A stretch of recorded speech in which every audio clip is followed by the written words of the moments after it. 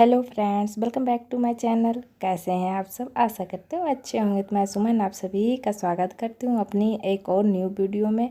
तो देखिए फ्रेंड्स, आज का वीडियो बहुत ही मज़ेदार होने वाला है। तो प्लीज़ वीडियो को बिना स्किप किए हुए देखिएगा और वीडियो पे नए हैं तो लाइक शेयर सब्सक्राइब भी कर दीजिएगा।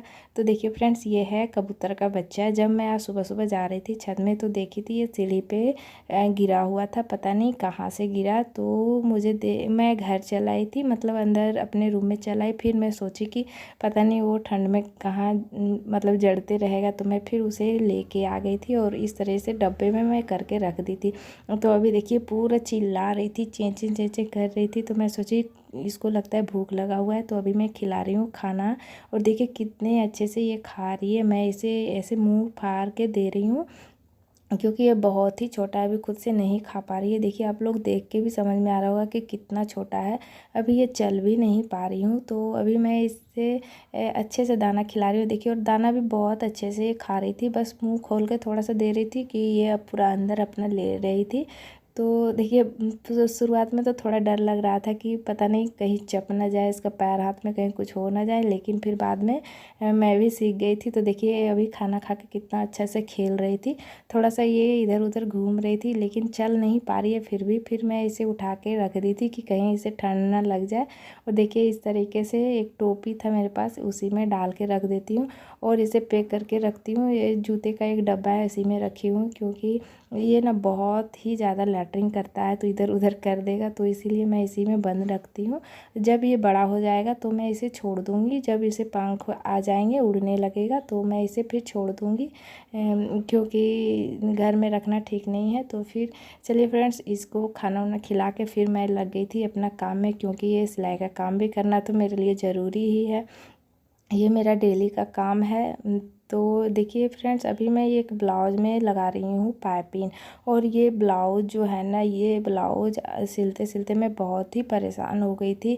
और इसमें थोड़ा सा एक दिक्कत भी आया था कि मैं पाइपिंग लगा दी थी, उसके बाद फिर जब मैं नापी से नापी तो पता चला कि इसका गला थोड़ा सा छोटा हो गया। तो फिर मैं इसे खोली और फिर से सारा पाइपिंग को खोल के फिर से लगा रही हूँ। मतलब ये ब्लाउज जो है ना, सिर्फ आज इसमें मिस्टेक मिस्टेक मिस्टेक ही हुआ है। बहुत सारा मिस्टेक हुआ है मेरे से, पता नहीं ऐसा क्यों हुआ है। मतलब कभी भी ऐसा नहीं होता है, लेकिन ये ब्लाउज सिलते सिलते मैं परेशान हो गई थी क्योंकि ये ब्लाउज सिलना था जल्दीबाजी में, मतलब कि सुबह कटिंग करो और शाम को दे दो, ऐसा था। लेकिन फिर कस्टमर का फ़ोन आया जब मैं बना के, अभी ये ब्लाउज़ पूरा बन चुका है, जब मैं बना के इसे रख दी तो पता चला कि आज उनको काम नहीं है। तो अगर ऐसा कभी होता है तो बहुत ही गुस्सा आता है कि आप जल्दी जल्दी में ब्लाउज़ बनाए हैं और फिर कस्टमर को वो नहीं चाहिए, लेट से चाहिए, तो फिर हम थोड़ा सा निराश हो जाते हैं कि इतना जल्दी जल्दी बनाए या फिर उनको चाहिए भी नहीं। लेकिन कोई बात नहीं, मेरे लिए ये आज सही ही हुआ है क्योंकि ये ब्लाउज़ में आज इतना मतलब परेशानी हुआ कि क्या ही बताए। पता नहीं, मतलब ये सिल्क का कपड़ा है इसके कारण से, या तो फिर मेरी गलती है इसके कारण से, मुझे तो समझ नहीं आ रहा है। लेकिन आज बहुत सारी प्रॉब्लम आई थी मुझे सिलाई करने में और मेरा बहुत सारा टाइम भी वेस्ट हो गया था ये ब्लाउज सिलते सिलते। अगर मैं चाहती तो आज 2 ब्लाउज बना सकती थी, लेकिन मैं एक ही में रह गई थी फंस के, क्योंकि इसमें इतने सारे गलतियां हो रही थी मुझसे कि मैं सोची आज मेरा दिन ही ख़राब चल रहा है, इसलिए इतना सारे प्रॉब्लम आ रही है।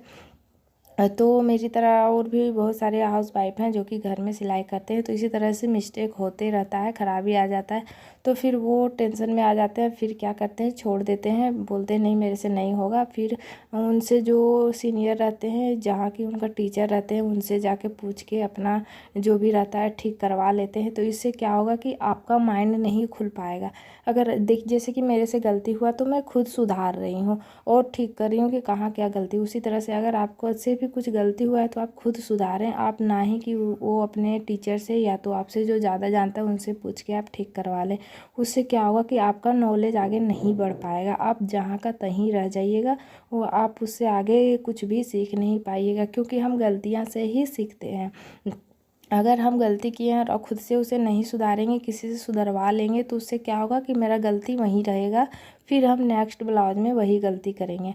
तो ऐसा नहीं करना है। अगर आपसे कुछ भी गलती हो रहा है तो आपको खुद से ही उसे सुधारना है। तो इससे क्या होगा कि आपका जो नॉलेज का लेवल है वो ऊपर उठेगा, आप उसमें कुछ सीखेंगे, उसको गलती हुआ तो उसको सुधारेंगे, तो उससे फिर आपको कुछ सीखने को मिलेगा, उससे सीखेंगे। इससे क्या होगा कि आप धीरे धीरे आपका जो सिलने का जो टाइमिंग है, जो आपका नॉलेज है वो धीरे धीरे बढ़ेगा, आपका हाथ का स्पीड बढ़ेगा, आप कम टाइम में ब्लाउज सिलना स्टार्ट कर देंगे। तो इस तरीके से आप कभी भी ना करें। बहुत ऐसी महिलाएं हैं जो नया बुटीक खोलते हैं या तो नया नया सिलाई करना करते हैं, वो अधिकतर ये काम करते हैं कि उनसे कुछ भी गलती होता है तो वो जाके अपना टीचर से पूछ लेते हैं या तो उनसे ज़्यादा जो जानते हैं उनको दे देते हैं कि आप सुधार दीजिए।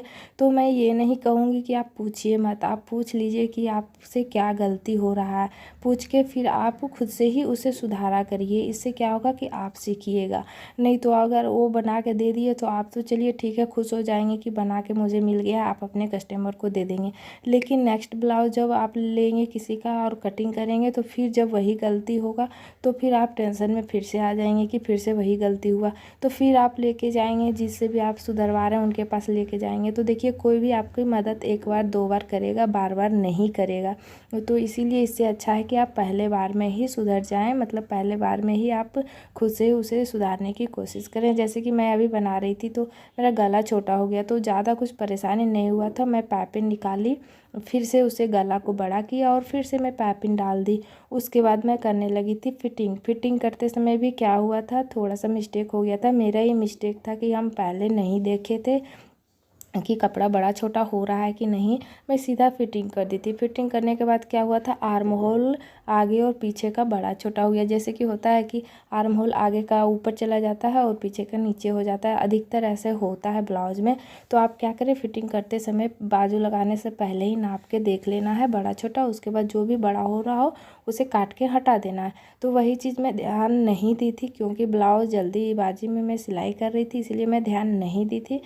तो आज मैं आप लोगों को अपनी गलती ही बता रही हूँ। आप लोग सोच रहे होंगे कि मैंने ये मिस्टेक किया तो मैं आप लोग को क्यों बता रही हूँ। इसीलिए बता रही हूँ कि आप ये मिस्टेक ना करें। अगर आपसे हो जाए तो आप खुद से ही इसे सॉल्व करें, क्योंकि अगर आप किसी से करवा लिए हैं तो फिर वो चीज़ आप नहीं सीख पाएंगे।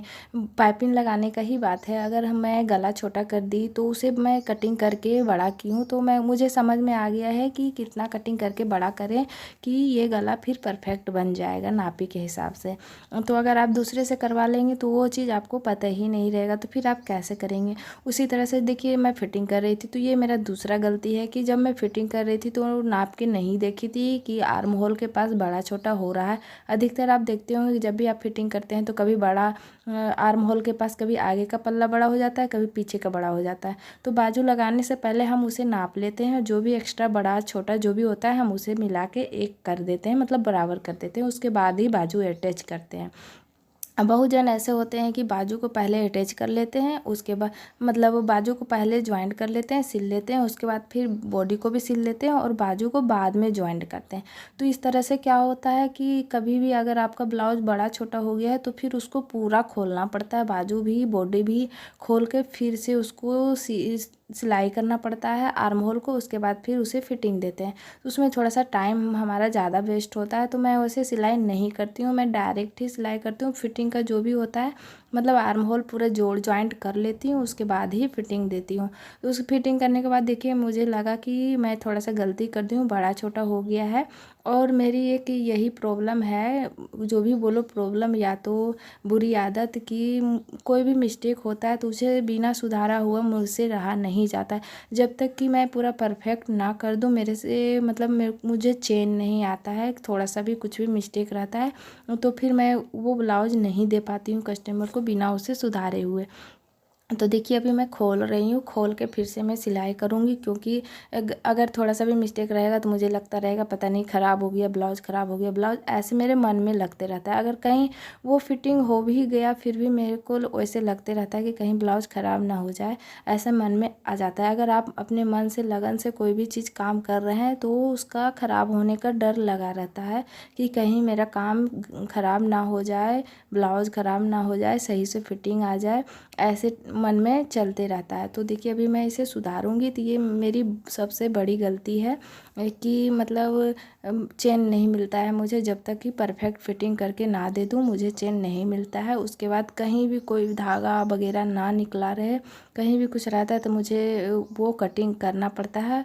और मैं करती हूँ क्योंकि मैं बर्दाश्त नहीं कर सकती हूँ कि मेरा फिनिशिंग अच्छा ना हो, इसीलिए मैं अच्छे से सिलाई करके ही देती हूँ। तो देखिए अभी निकाल ली थी मैं धागा, जो भी मतलब एक्स्ट्रा था मैं कटिंग करके हटा दी, फिर से उसे सिलाई की और अब फिर से मैं दे रही हूँ इसे फिटिंग का टच, क्योंकि ये ब्लाउज अभी बन के रेडी हो जाता है, लेकिन मुझे ये ठीक करने में ही टाइम लग गया। उसके बाद फिर मैं इसे फिटिंग की, फिर इसे दी हूँ। और एक और ब्लाउज है जो कि मुझे सिलाई करना है पर्पल कलर में, तो उसे भी जल्दीबाजी में ही एक दिन में ही देना है, क्योंकि ये कल आया हुआ था। कल था 23 और 25 को उनको चाहिए ब्लाउज, आज हो गया 24। तो एक दिन मेरे पास बचा हुआ है आज और कल। तो मैं क्या करूँगी, रात में ही ब्लाउज कटिंग कर लूँगी, उसके बाद फिर सुबह में मैं आराम से उसे सिल दूँगी। ज़्यादा मेहनत का काम नहीं है, बस सिंपल सा सीधा सा ब्लाउज है, लेकिन हाँ थोड़ा सा हैवी साइज है।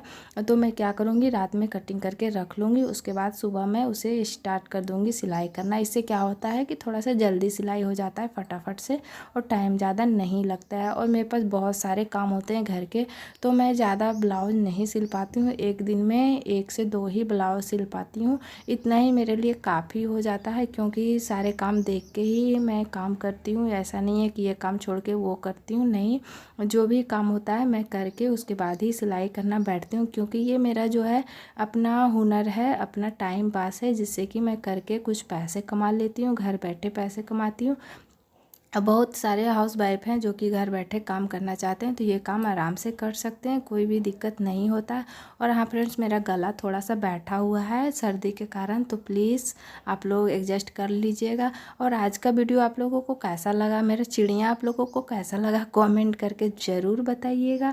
और मैं फिर लेके आऊँगी नेक्स्ट वीडियो, ब्लाउज का ही रहेगा। उसके बाद मैं कटिंग करूँगी सूट जो कि है शरारा, तो शरारा का मैं वीडियो ज़रूर डालूँगी, क्योंकि अभी तक मैं शरारा कटिंग नहीं की हूँ, फर्स्ट बार करूँगी। तो मैं सोच रही हूँ क्यों ना आप लोग के साथ भी शेयर किया जाए, तो आप लोग भी कुछ सीख जाएंगे। तो शरारा का कटिंग मैं आप लोग के साथ शेयर करूँगी। उसके बाद है पटियाला भी कटिंग करूँगी, उसका भी वीडियो डालूँगी। तो प्लीज़ वीडियो को आप लोग पूरा देखा करिए बिना स्किप किए हुए। और वीडियो पे नया है तो प्लीज़ सब्सक्राइब भी कर दिया करिए, ताकि कोई भी वीडियो आए तो पहला नोटिफिकेशन आप ही को मिले। मिलती हूँ नेक्स्ट वीडियो में कुछ अच्छा कुछ नया लेकर के, तब तक के लिए आप सभी को बाय बाय।